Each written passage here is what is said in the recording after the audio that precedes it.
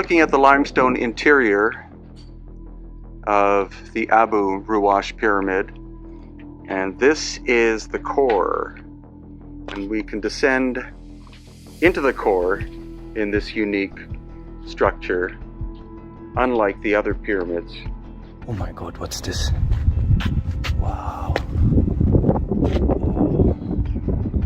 Very deep pit. That looks to me like a boat pit.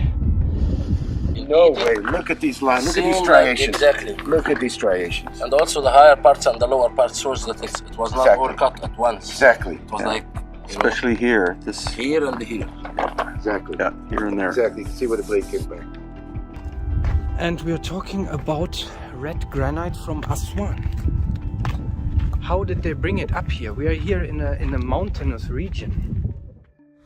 The Giza Plateau is one of the most iconic and mysterious ancient sites on Earth, home to the Great Pyramid, the Sphinx, and numerous other relics of antiquity. It has captured the imaginations of explorers, historians, and enthusiasts for centuries.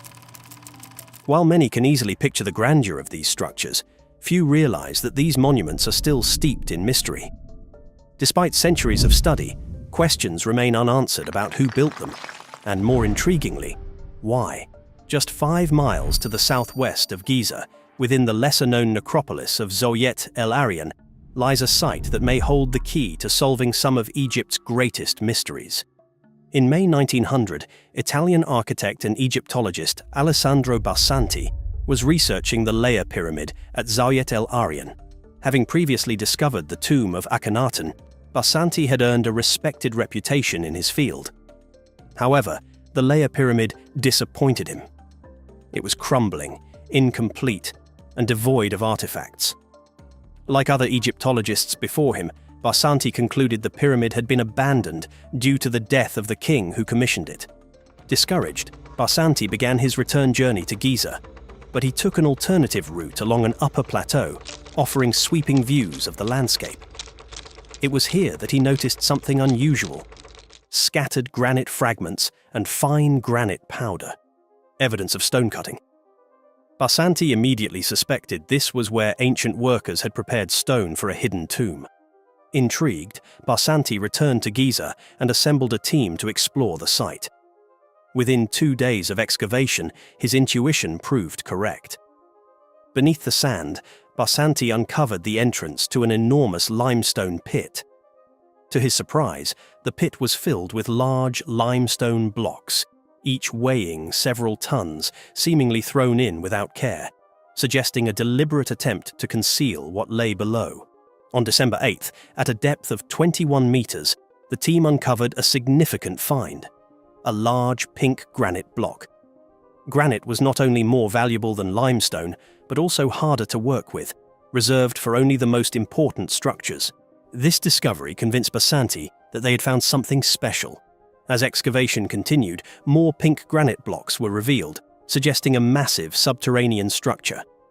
By February 1905, Barsanti and his team uncovered a 30-ton granite block that seemed to mark the bottom of the pit. Barsanti believed this was the entrance to a subterranean world, potentially filled with tombs and treasures. Complicating the mystery, his team also found inscriptions carved into the stones. Despite sending sketches to Egyptologists in Giza and Cairo, no one could agree on their meaning or origin. This deepened Barsanti's conviction that something extraordinary was hidden below. Barsanti used machinery to move the granite blocks, but they were interlocked like puzzle pieces. Digging further, Barsanti made his most astonishing discovery yet: an oval-shaped vat carved from pink granite, polished to a mirror-like finish. It had been carefully sealed with layers of lime and clay. When the team removed the lid, they found no treasure, only a thin black residue along the walls. Barsanti hypothesized that the vat once contained a liquid offering that had evaporated over time. Despite the disappointment, Barsanti believed the mysterious vat held great significance. Why had the builders gone to such lengths to protect it? Determined to solve the puzzle, Barsanti continued his excavation, uncovering a massive cork-like granite block sealing off what he believed were hidden chambers below. Word of Barsanti's discoveries spread, but many of his colleagues remained skeptical. They insisted the pit was merely the foundation of an unfinished pyramid. However, Barsanti pressed on, and two events seemed to support his theory. First, his team uncovered a well-finished staircase at the pit's northern end. Too refined for labourers, as if it led to ceremonial chambers. Then, a torrential rainstorm flooded the pit, only for the water level to drop suddenly, as if it had seeped into a hidden chamber below. Despite mounting obstacles, including the complex interlocking granite blocks and dwindling funds, Barsanti continued his work.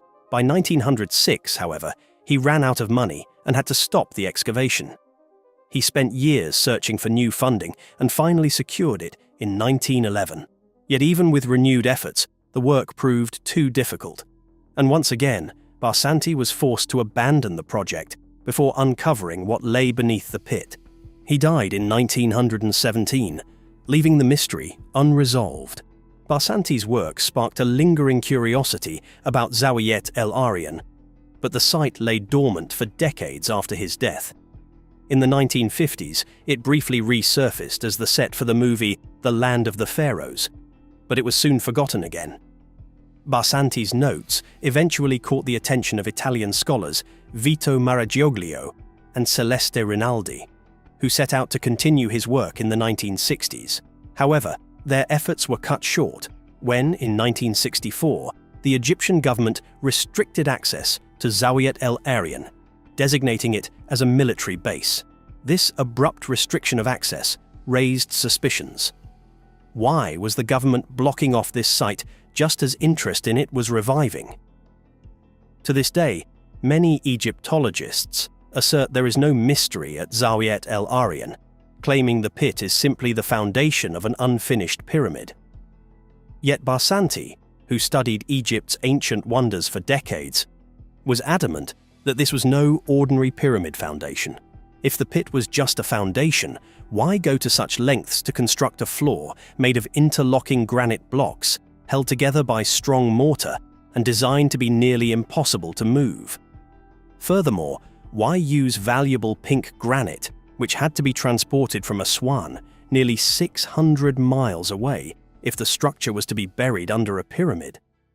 Limestone, far easier to source and work with, would have sufficed. Then, there was the mystery of the inscriptions Barsanti found at the site. Scholars to this day remain divided on their meaning. And what about the finely crafted oval vat? If this was a pyramid foundation, why go to such great lengths to intricately carve this vat, polish it, and seal it with lime and clay? In recent years, a new theory has emerged, connecting the mystery of Zawiet El Arian to the Great Pyramid of Giza. For centuries, the Great Pyramid has puzzled historians. Conventional wisdom holds that it was built as a tomb for Pharaoh Khufu, but no human remains, treasures, or artifacts have ever been found inside, leading many to question this explanation.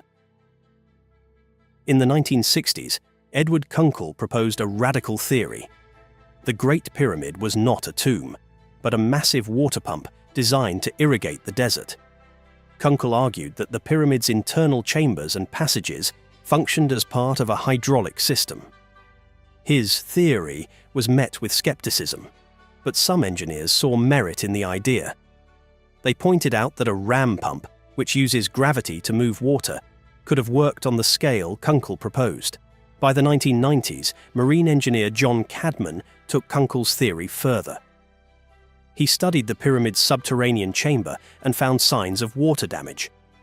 Cadman built a scale model of the pyramid's subterranean chamber and confirmed that it could function as a water pump. His experiments led to an unexpected discovery. The pyramid generated powerful compression waves, pulses that could create electricity. This raised a startling question.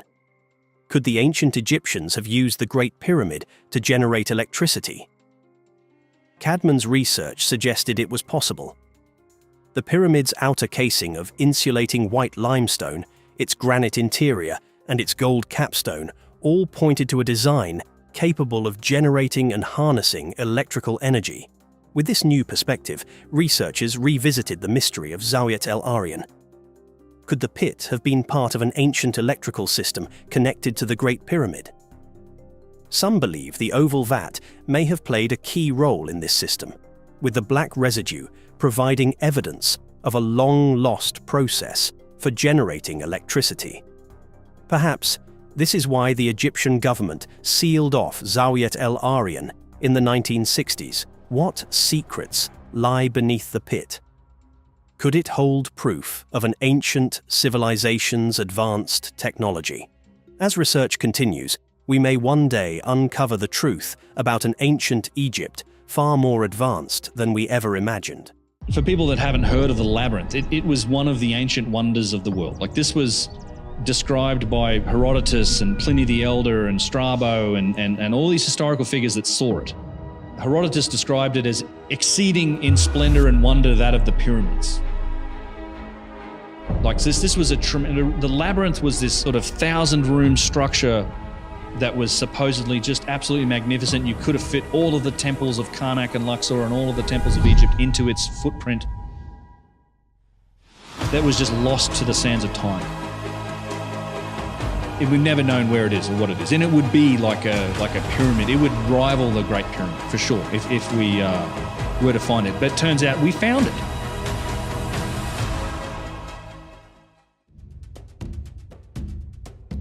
Nestled near the Fayum Oasis, the Hawara Pyramid site may appear unremarkable today, but to ancient historians, it was a place of awe and grandeur. Herodotus, often called the father of history, described it in terms that still leave modern scholars in awe.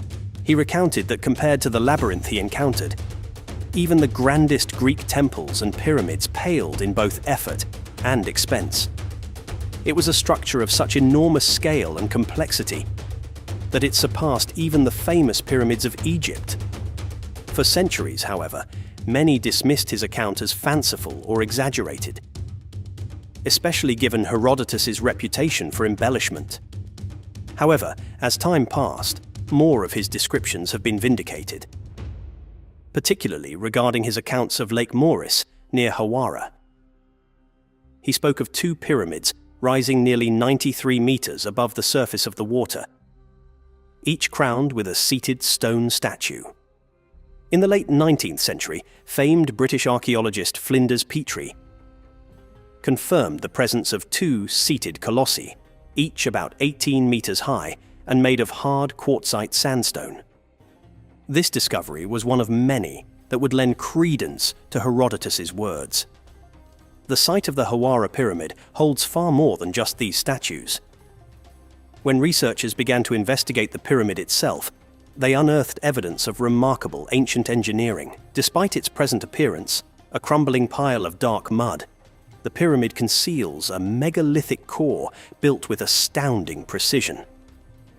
Beneath its decayed exterior, the masonry is of exceptional quality, with blocks fitted so tightly that not even a blade could slip between them. This core represents two distinct types of ancient technologies.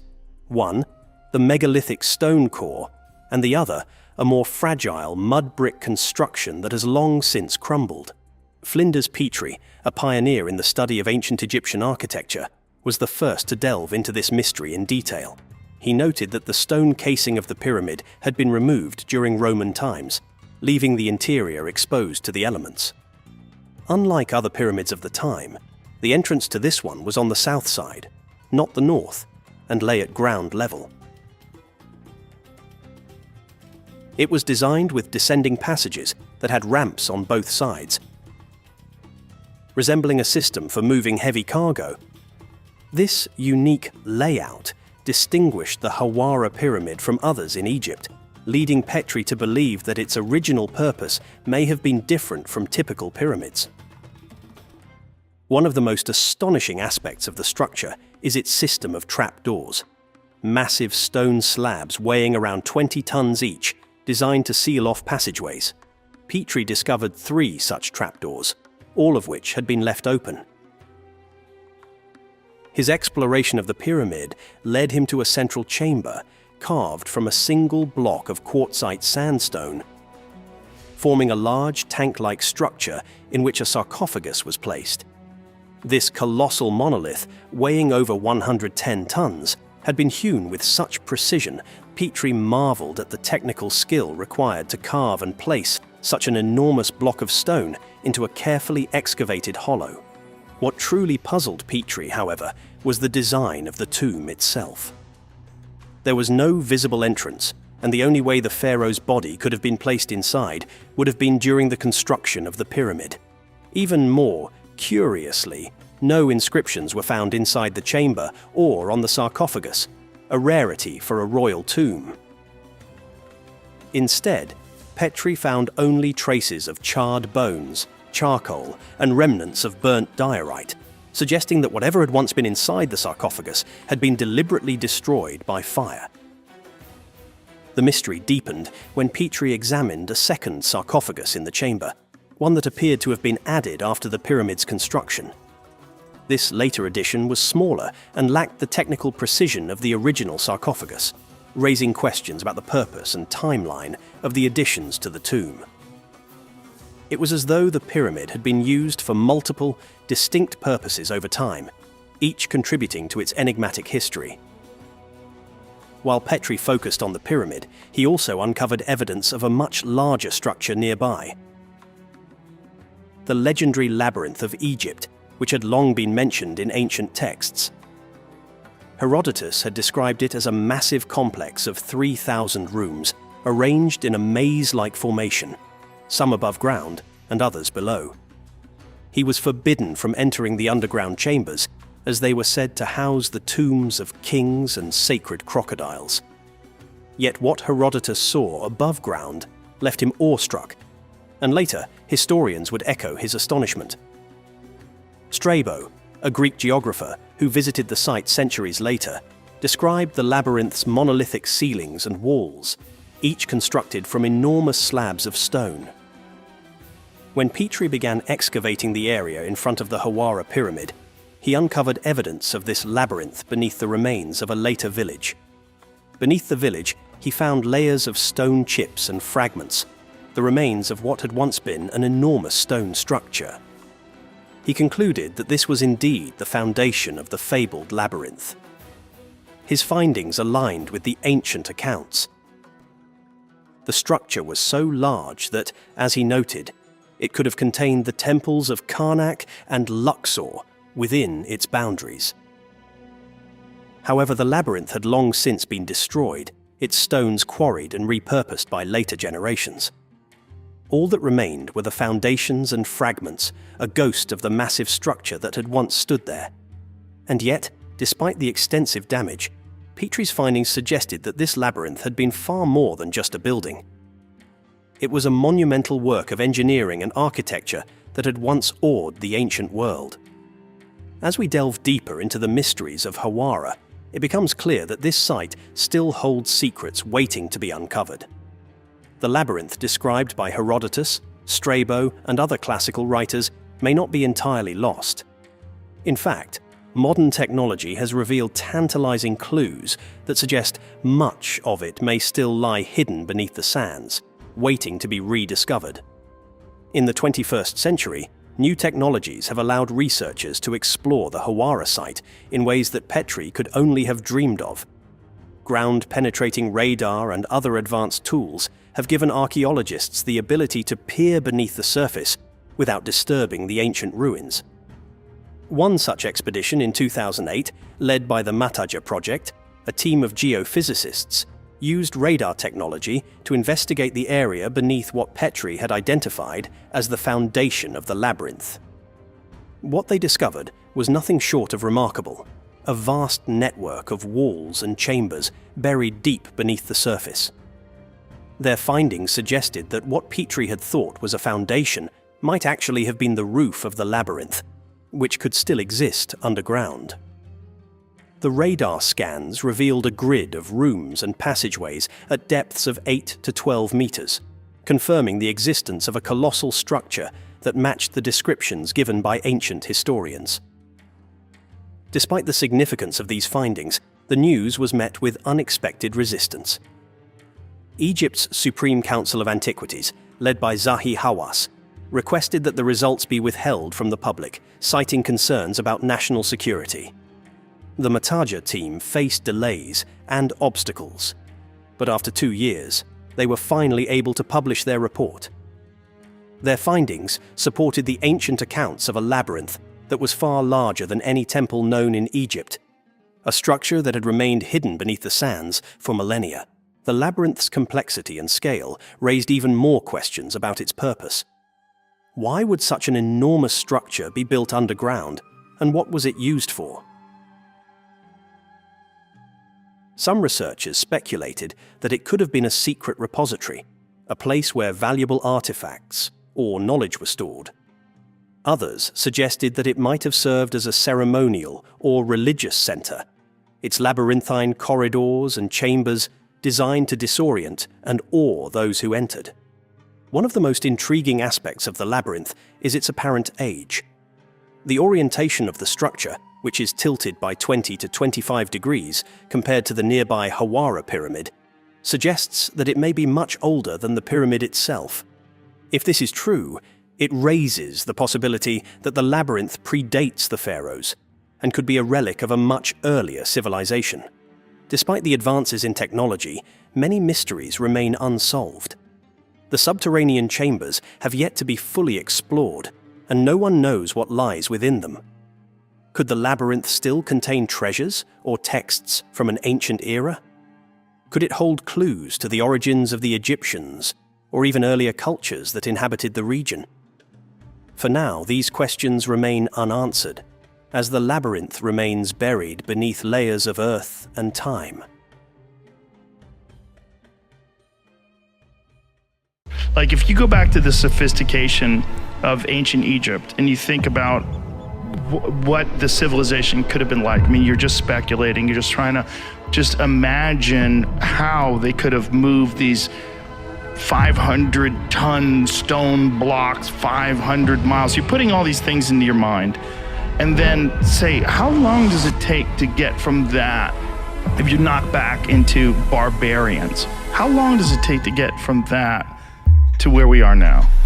This level of sophistication that allows you to get to the pyramids, and then we're nowhere near that now. So even on the most conservative speculation that the Great Pyramid is only 4,500 years ago, we're not even anywhere near that now. In the ancient city of Luxor, hidden within its majestic temple walls, lies a mystery that challenges modern understanding of ancient Egypt's science and philosophy. Egyptologist Shwala de Lubitsch, after 12 years of detailed study of the Temple of Luxor, proposed that the ancient Egyptians held a sophisticated and immutable knowledge, fully developed from the earliest dynasties. This knowledge, according to de Lubitsch, far surpassed that of other civilizations at the time, hinting at a deeper understanding of the universe. De Lubitsch's research into the temple's intricate carvings and architectural design led him to a remarkable discovery, which he called transparency in the stone blocks. While copying temple plans and examining wall carvings, he noticed tiny embedded stones in larger blocks, which had been previously dismissed as errors. De Lubitsch proposed that these stones were markers placed by the master builders for precise measurements. This realization spurred adjustments in his own measurements, leading to even more astonishing findings. He observed that carvings on opposite sides of some walls seemed to align in impossible ways, as if the stone between them was transparent, allowing the design to flow through. This phenomenon, which de Lubitsch likened to a see-through banknote, suggested a level of craftsmanship and intentionality that defied conventional understanding of ancient architecture. The temple's carvings could only be fully appreciated when viewed as a continuous design, transcending the physical stone. One striking example of this transparency is between Room 12 and Room 5 in the Temple of Luxor. A stone block separating these rooms features carvings that seem to project through the stone itself. In Room 12, a hieroglyph for cloth is carved, while in Room 5, a box for cloths appears. The two images fitting together as if the stone was transparent. The technical precision needed to achieve this effect raises profound questions about the knowledge and skills of the ancient builders. De Lubitsch's discoveries extended beyond transparency. He also identified transposition, where symbols and carvings were arranged across different parts of the temple to create multi-dimensional connections. For instance, Montu's solar disk in Room 2 is projected into the shrine of Amun-Ra's boat in Room 6. The boat's content is hidden, requiring the observer to explore multiple spaces to understand the intended meaning. These techniques suggest a level of philosophical and scientific depth in ancient Egyptian culture that modern Egyptology had long overlooked.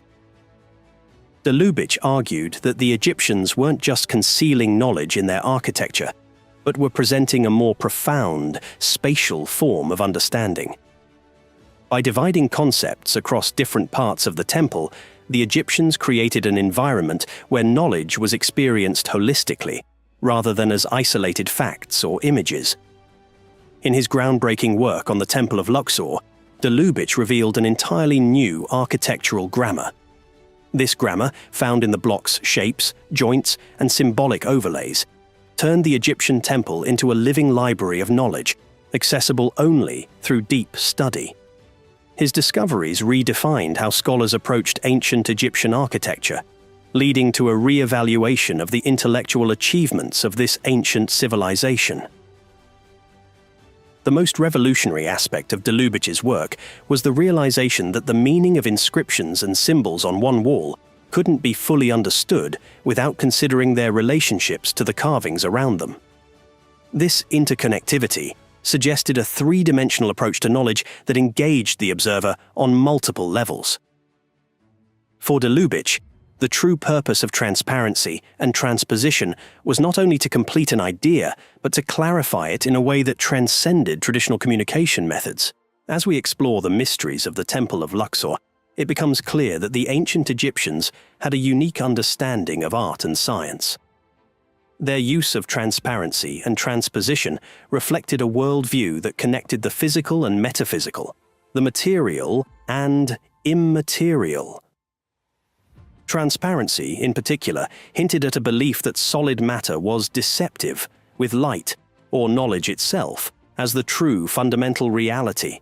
De Lubitsch's discoveries at the Temple of Luxor did more than challenge traditional views of Egyptian architecture. They opened the door to a new understanding of how the Egyptians viewed the world.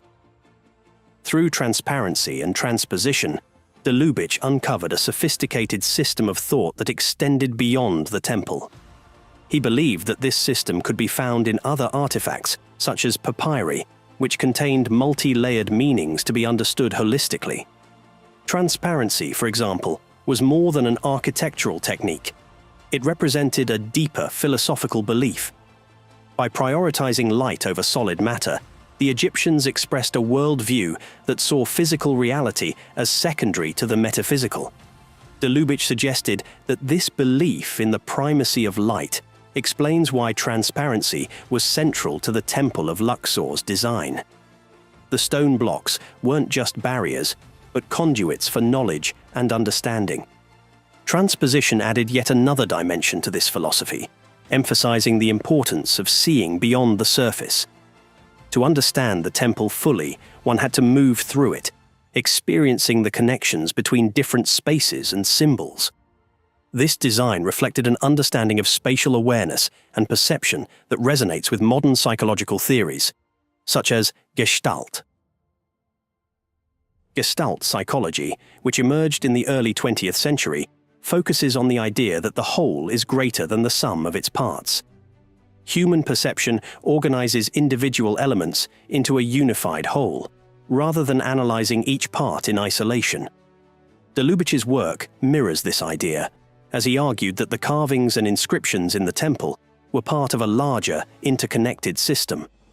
Just as Gestalt theory emphasizes the importance of perceiving the overall form, De Lubitsch focused on perceiving the entire meaning of the temple. De Lubitsch's discoveries lead to profound questions. Who were the true sources of this knowledge?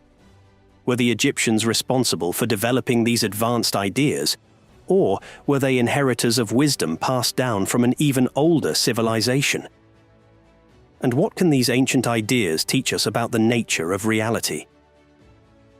By connecting ancient Egyptian concepts with modern scientific theories, we uncover new insights into the mysteries of the past and the possibility that the answers to our most profound questions may lie not in the future, but in the distant past. In the boxes in places like the Serapeum, which is probably my favorite site, because there's literally miles of tunnels beneath Saqqara. So it's like a giant underground necropolis. Inside the Serapeum, you have 25 of these things, which are these single-piece, like 100-ton granite boxes. They're insane. It's absolutely insane. And this one in particular is in an off-limits area that we went into that's rarely seen by tourists. We couldn't make the box without developing specific tools to do it, because the way they'd make it is they'd cut like 5 slabs and then bolt them together, you know, like a floor and then 4 walls, and they'd bolt it together into a box. These are single pieces. So what's impressive about that is it's like you have to quarry this one block of stone and then dig it out. You have to dig all of the inside out, and some of the examples of precision in the Serapeum are absolutely remarkable. You have perfect 90-degree corners in some of the boxes, perfect 90-degree interfaces with the lids, and some of these walls maintain that geometry from like being 11 feet apart. Like, that's insane. Like, that's one of the major challenges of this is in designing and maintaining that type of relative geometry in a space where you can't afford to make any mistakes.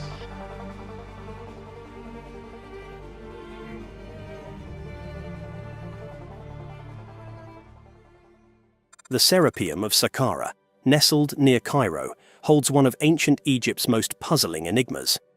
Enormous granite boxes, often considered to be sarcophagi. These immense boxes, carved from single blocks of granite with an astonishing level of precision, continue to baffle archaeologists, engineers, and historians.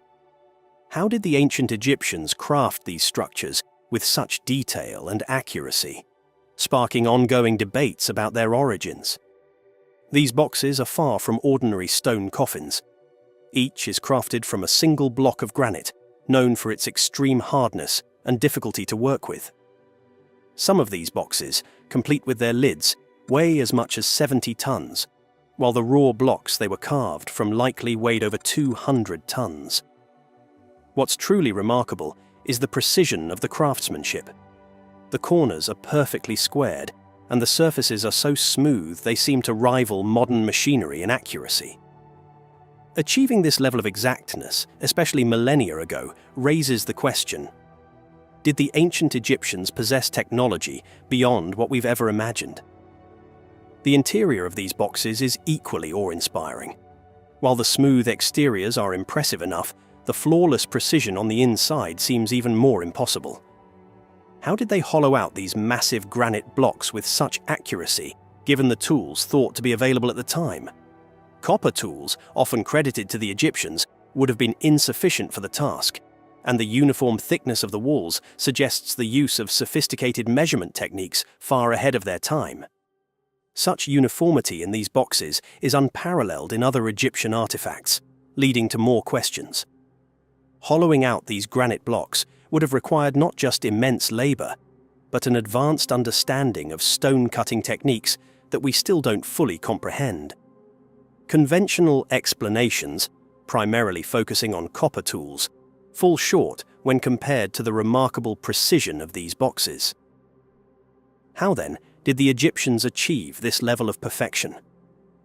Some theories propose that the builders had access to lost technology, perhaps advanced tools or machinery, now forgotten in the annals of history. Researchers speculate about high-speed drills, diamond-tipped saws, or other sophisticated equipment. The notion of advanced technology in ancient Egypt is controversial, yet the evidence presented by these granite boxes continues to fuel this debate. Adding to the mystery is the question of purpose. While traditionally believed to be sarcophagi for the sacred Apis bulls, the excessive craftsmanship for mere burials raises doubts. Could these boxes have served a more complex function, perhaps related to energy manipulation or another unknown scientific process? This question remains unanswered and continues to intrigue modern researchers. Even transporting these massive boxes presents an engineering challenge. The narrow and winding underground tunnels of the Serapeum would have made moving the 70-ton boxes an extraordinary feat, requiring advanced knowledge of engineering or transportation. Additionally, there are no visible signs of torches or burn marks in the tunnels. How did they light these spaces while moving such colossal objects? Despite the many mysteries, mainstream archaeologists attribute the precision and craftsmanship of the Serapeum boxes to the skill and patience of ancient Egyptian stoneworkers.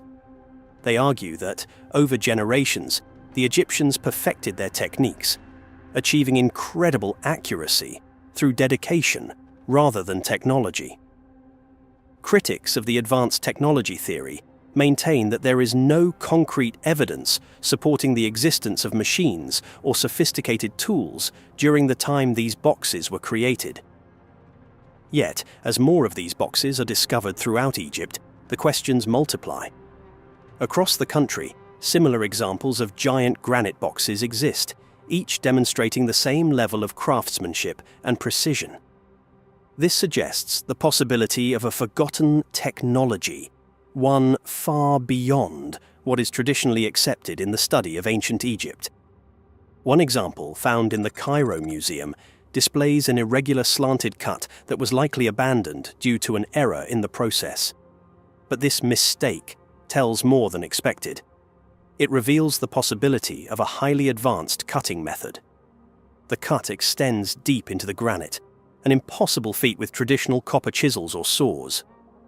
The precision hints at the use of circular saws or similar tools capable of cutting through granite with speed and accuracy. Traditional theories suggest that the Egyptians used slow copper-based saws to cut granite. However, modern attempts to replicate this technique resulted in an excruciatingly slow cutting rate of only 4 millimeters per hour. At such a pace, it's implausible that ancient artisans wouldn't have corrected the significant deviation seen in the error. The precision of the cut suggests the use of advanced machinery far beyond what is typically attributed to ancient Egypt. Similar saw marks have been observed on other granite boxes, some of which are also displayed at the Cairo Museum. These marks resemble those made by modern band saws, but appear to indicate an even higher operational speed. Contemporary granite cutting saws rely on diamond-encrusted blades, technology believed to be far out of reach for the ancient Egyptians. Yet the marks persist, challenging our understanding of the tools available in that era. Adding to the intrigue are the perfectly round tube drill holes found in various granite artifacts throughout Egypt. The depth and uniformity of these holes suggest the use of advanced drills, possibly equipped with diamond-tipped tools. One of the most striking examples is Core 7, a cylindrical piece of granite discovered near the Great Pyramids. The continuous spiral groove on Core 7 resembles the groove of a vinyl record. In fact, modern machinery that could produce such a result would require high-speed rotation and diamond-tipped tools, technologies not associated with ancient Egypt. Core 7's spiral grooves suggest a force and precision greater than modern power drills, raising the question of whether the Egyptians, or a lost civilization, had access to technology now lost to history. Across Egypt, the evidence of these granite boxes continues to challenge mainstream views. Could these artifacts have been created by a lost civilization with advanced technology? Or are we simply missing a piece of the puzzle regarding how the Egyptians worked with stone? The precision, craftsmanship, and technology evident in these objects suggest that they were made with methods we don't yet understand. The most extraordinary example of precision stonework may be the granite box discovered beneath the pyramid at Lahun. Within a polished granite chamber lies a tilted box with 4 corners so perfectly aligned that modern measurement tools reveal almost no discrepancy. Another similar box was found at Mastaba 17, buried beneath a pile of mud bricks. Both examples display precision that raises questions about their origin and purpose. Could these boxes have been repurposed by the Egyptians, who may have inherited them from a lost civilization. The mystery of these granite boxes remains unsolved. Could they represent the remnants of a prehistoric civilization with knowledge far beyond our current understanding? Perhaps this explains why these objects were later used by the Egyptians for seemingly simple purposes like sarcophagi, because they, like us today, did not fully understand their true purpose. There's something called the Osiris Shaft, which is located directly under the causeway between the Sphinx and the Second Pyramid. It goes about 100 feet underground. It's carved out of the limestone bedrock. It's the creepiest place I've ever been in my life. It's disturbing. So it's 3 different shafts, and you go down, and here's where it gets, this is the crazy part. When you get to the 3rd level, which is completely dark and freaky, there was a side tunnel. Zahi Hawass himself, there was a documentary, went down there, and he's standing in front of this tunnel that went sideways, and he says, it's yet to be explored, and I don't know what's down there, but Joe, they've since sealed it up. It's like cinder blocks, they sealed it up. What? Yes! There are things that have gone underground in Egypt that, for whatever reason, Joe, is just off limits to the public.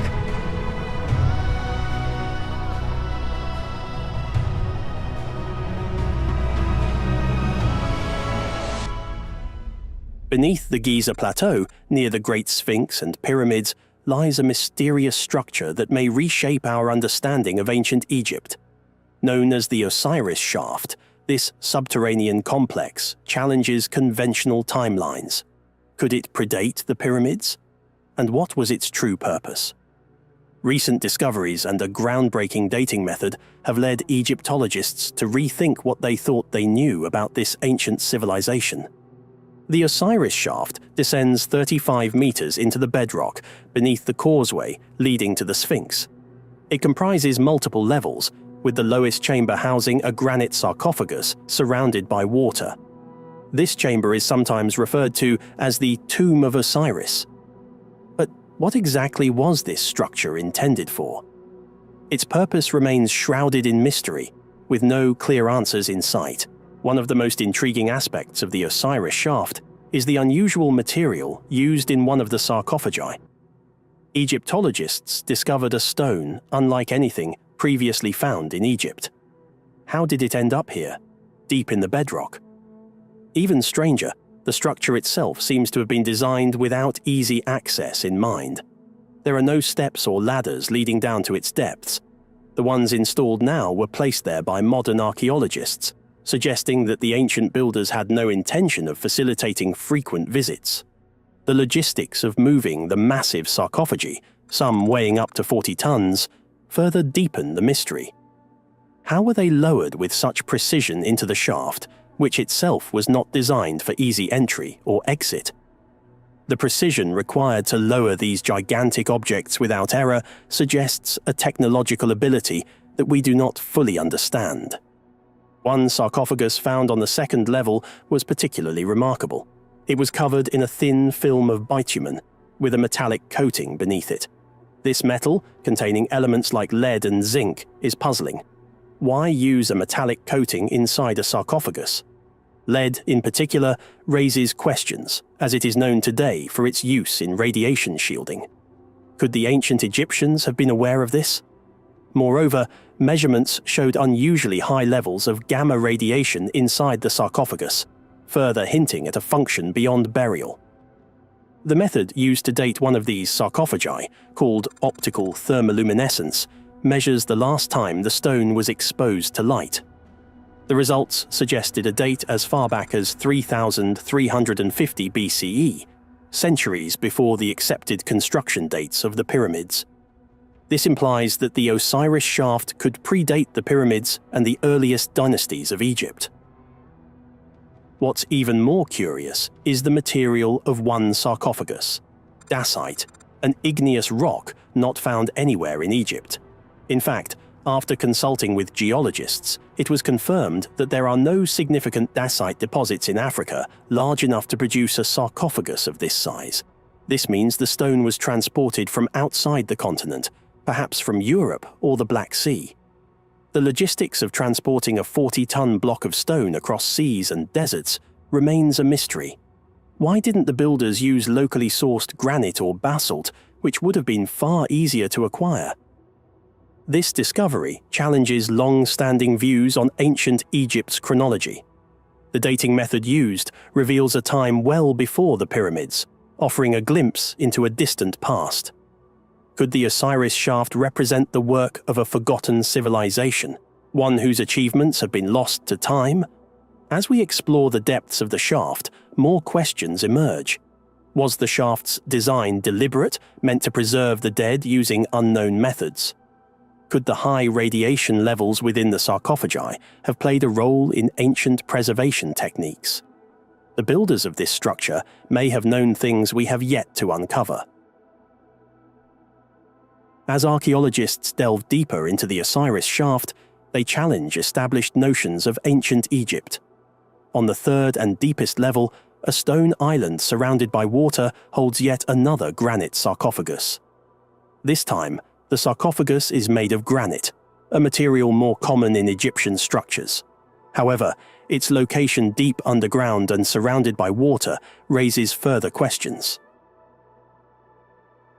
This sarcophagus dates to around 2370 BCE, placing it in the Old or Middle Kingdom. Interestingly, the design of the third level seems to be a later addition to the shaft, suggesting the site may have been used and modified over centuries. If true, this means the Osiris shaft was considered important long before the time of the pyramids. One of the most intriguing features of the third level is the water system. A meticulously shaped canal surrounds the chamber, and the water level appears to be maintained at a precise depth. How did the builders engineer such a system over 100 feet underground? The bedrock in this area is solid, making natural water leaks unlikely. This suggests that the builders tapped into a hidden water source, possibly through an underground channel or spring. At the Osiraion, another ancient Egyptian site, similar subterranean water channels have been discovered, indicating that the ancient builders had advanced knowledge of hydroengineering. Water was often seen as a source of life and regeneration, and its presence in the Osiris shaft may have had symbolic significance in ancient rituals related to death and rebirth. This brings us to the connection between the shaft and Osiris, the Egyptian god of the dead and the underworld. According to myth, Osiris was resurrected in a sarcophagus placed on an island surrounded by water. The third level of the shaft closely mirrors this imagery. Could the builders have been trying to replicate the tomb of Osiris? Or was this part of a deeper religious practice? Oddly, the sarcophagi found in the Osiris shaft are devoid of inscriptions, which is unusual for ancient Egyptian tombs. This absence of hieroglyphs has led some scholars to suggest that these sarcophagi were not intended for traditional burials, but served a different, perhaps secretive, purpose. Adding to the mystery, researchers detected significant levels of radiation inside the sarcophagi. Combined with the lead coating found on the second level, this suggests that the sarcophagi might have had an advanced preservative function, something we do not yet fully understand. If the ancient Egyptians had knowledge of radiation's effects on preservation, it would represent a technological leap far beyond what we currently attribute to their civilization. Beyond the physical mysteries, the Osiris shaft raises important questions about the origins of Egyptian civilization. The dating of the second-level sarcophagus to as early as 3350 BCE points to a pre-dynastic origin, making the shaft one of the oldest structures in Egypt. As we continue to investigate the Osiris shaft, the possibility of discovering hidden chambers, artifacts, or tunnels remains high. The Osiris shaft is rewriting our understanding of ancient Egypt and perhaps even pointing to a forgotten chapter in human history. Here we are at the Osiraion, possibly one of the most impressive sites in Egypt, possibly the world. This is officially dated to the time of Seti I, which would have been completely roofed over, thousands of tons of stone in this whole construction, and it really is something to behold.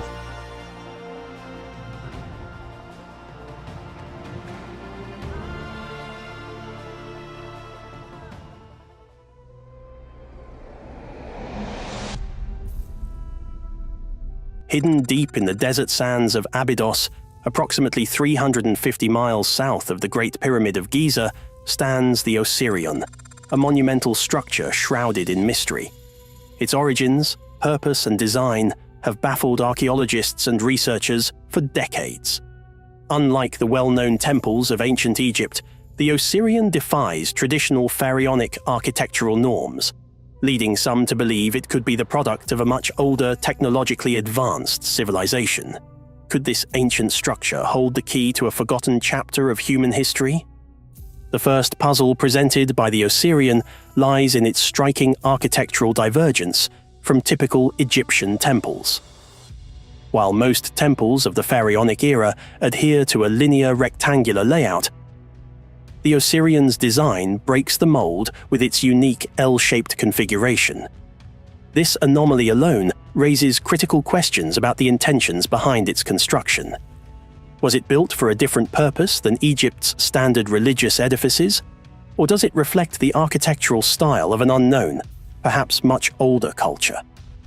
Adding to the mystery is the Osirion's relationship with the nearby temple of Seti Prayus, built during the 19th dynasty.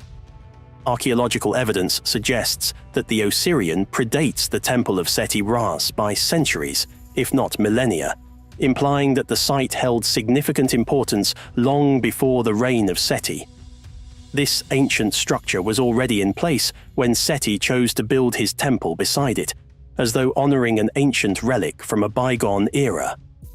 What made the Osirion so significant, and why did it attract the attention of the Egyptian kings?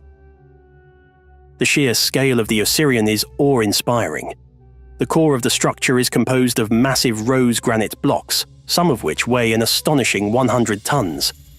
These immense stones were quarried from Aswan, located over 200 miles to the south, a logistical challenge that seems insurmountable given the tools and technology traditionally attributed to the Egyptians of the time. Moving these massive blocks across hundreds of miles of desert, and then precisely positioning them in a desert location far from the Nile, is a feat that defies explanation. Without evidence of advanced machinery, how were these massive stones transported and assembled with such precision? The Osirion's architecture, featuring a sophisticated double-layered roofing system and interlocking wedges, suggests a level of engineering knowledge far beyond what ancient Egypt is known to have possessed. The use of granite, a hard and unforgiving material, only adds to the mystery. Working with granite requires advanced tools and knowledge, skills that, according to historical records, the Egyptians had not yet developed during the early dynastic periods. Another striking feature of the Osirion is its complete lack of Egyptian hieroglyphs or artwork. In contrast to nearly every other Egyptian temple or monument, which are richly decorated with carvings, inscriptions, and illustrations, the Osirion is eerily bare. Throughout Egypt's history, temples were frequently renovated, with each generation adding new inscriptions and artwork. Even more unusual is the Osirion's subterranean layout, which is highly uncharacteristic of Egyptian temple architecture. The entire structure lies 15 feet below ground level, leading some researchers to propose that the temple could be far older than its surrounding counterparts. The idea that it predates the buildup of sand and soil that has accumulated over millennia suggests a timeline stretching back to an era before the sands of Egypt's desert even existed in their current form. Water erosion patterns found on the limestone enclosure surrounding the Osirion add yet another layer to the mystery. Some researchers argue that these erosion marks could only have been caused by a much wetter climate, possibly dating the structure back to the end of the last ice age, when the region experienced more rainfall. If true, this would place the Osirion's construction over 10,000 years ago, far earlier than the dynastic Egyptian civilization. Perhaps the most intriguing feature of the Osirion is the presence of water within the structure itself. Modern seismic technology has revealed that the visible portion of the Osirion is only the uppermost part of a much larger complex, which extends at least 50 feet below the current floor level. Beneath the surface, seismic tests have indicated the presence of hollow chambers, which have yet to be explored due to the water that continually fills the site. Despite multiple attempts, archaeologists have been unable to drain the water, which seems to replenish at an alarming rate. The source of this water remains unknown, and its continuous flow presents a baffling enigma. Some researchers suggest that the Osirian's complex hydraulic system, which includes channels, basins, and possibly sluices, was designed to control and manipulate water flow within the structure. The precision of these features points to an advanced understanding of hydraulic engineering, something not typically associated with ancient Egyptian technology. While the Egyptians were known for their use of irrigation canals and basins for agriculture, the Osirians' water management techniques are far more sophisticated. The mysteries of the Osirian continue to deepen as researchers attempt to unlock its secrets. The constant replenishment of water within the structure defies explanation. James Westerman, a renowned archaeologist and historian, has spent decades studying the Osirian. His efforts to pump out the water from the structure have been met with frustration. Even with a pump capable of removing 500 gallons of water per minute, the water level continues to rise, seemingly replenishing itself faster than it can be removed. Westerman's words capture the perplexity of the situation. Water is emerging from inside the structure. This shouldn't be happening, especially in the desert. Something strange is going on here. In 2023, Westerman's team employed advanced technology to analyze the water within the Osirian, measuring its pressure, temperature, conductivity, and chemical composition. The results were astounding. The water in the Osirian was found to have a unique chemical profile, different from the surrounding wells and aquifers in the area. Westerman's research suggested that the water was being forced up through the structure, almost as though it were being propelled by some unknown force. The water's chemical composition and isotopic profile indicated that it did not originate from the nearby Nile River or local aquifers. Where, then, is this water coming from?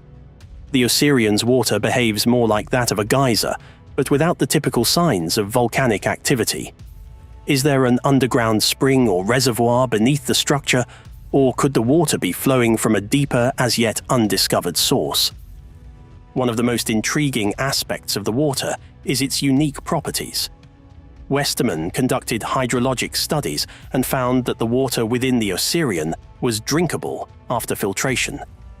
Over time, Westerman began drinking the water regularly, and he noticed something extraordinary. His eyesight began to improve. A lifelong sufferer of nearsightedness, Westerman eventually no longer needed glasses, a fact that was confirmed by an eye test.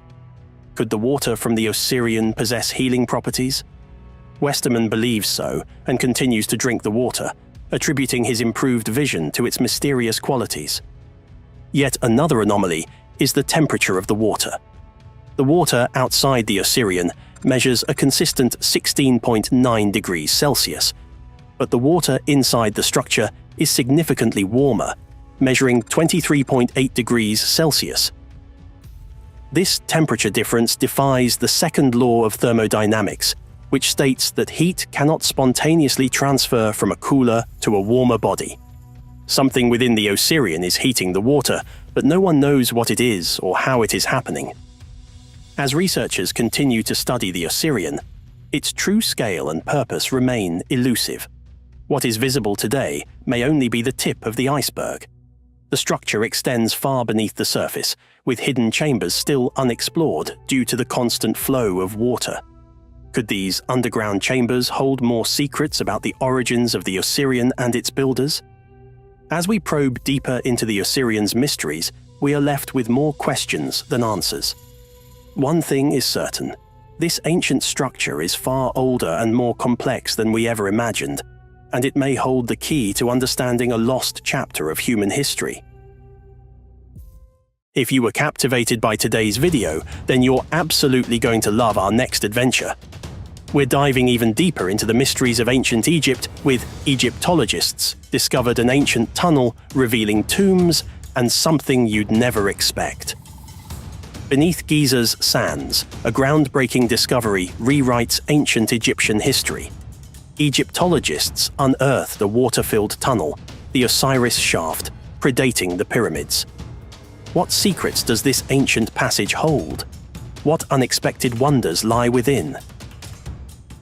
There's something called the Osiris Shaft, which is located directly under the causeway between the Sphinx and the second pyramid. It goes about 100 feet underground. It's carved out of the limestone bedrock. It's the creepiest place I've ever been in my life. It's disturbing.